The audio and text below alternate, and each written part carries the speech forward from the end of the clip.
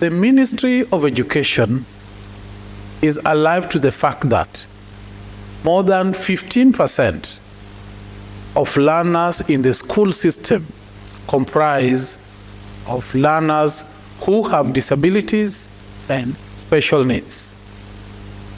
There are probably more than that, but we are using that figure of 15% as a conservative estimate to appreciate the work that it has to do to make sure that no one is left behind. So the ministry embraced from 2018 disability inclusive education.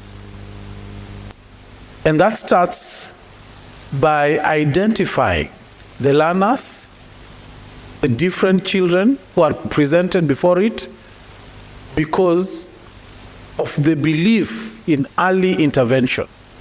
The earlier you identify the learners with disabilities, the better it is in terms of developing appropriate interventions and placing them in appropriate education programs. And that is done through the education assessment and resource centers.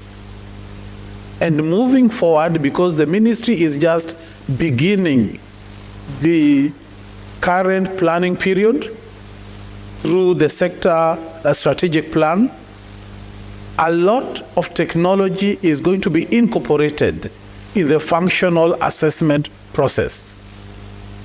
That helps because once you identify the limitation of a person, then you are able to develop purposefully designed, responsive interventions that will speak to the educational needs of that particular learner.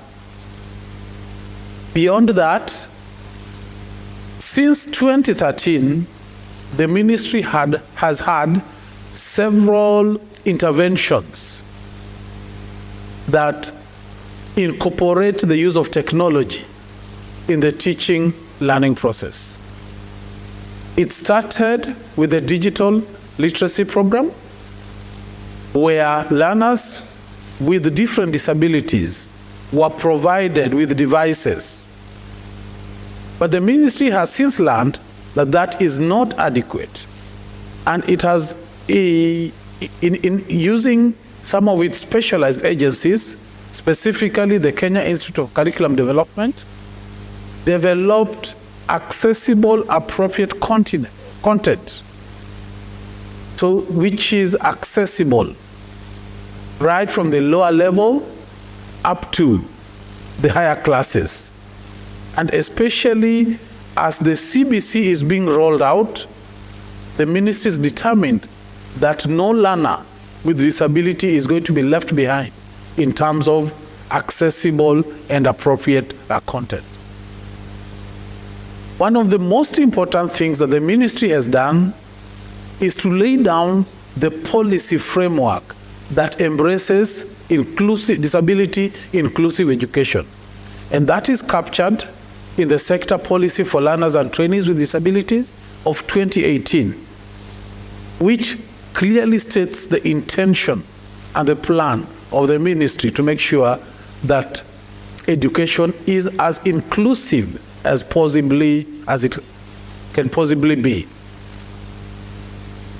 And that's where conferences like what we are having today come into play.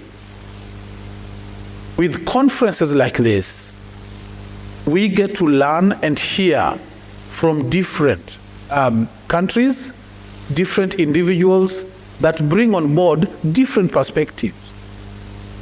And the ministry is willing to learn, because even as we roll out disability inclusive education fully in this country, there is always room to learn other practices, good practices from elsewhere, from other jurisdictions that can be used to provide appropriate education for our learners.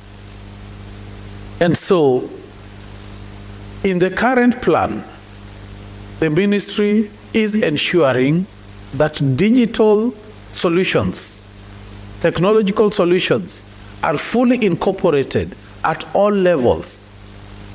And those of you who are familiar with the basic education curriculum framework that was developed by KICD, we'll see that we have two pathways, the age-based and the stage-based. And in each pathway, there is provision for technological solutions, digital solutions that are to be incorporated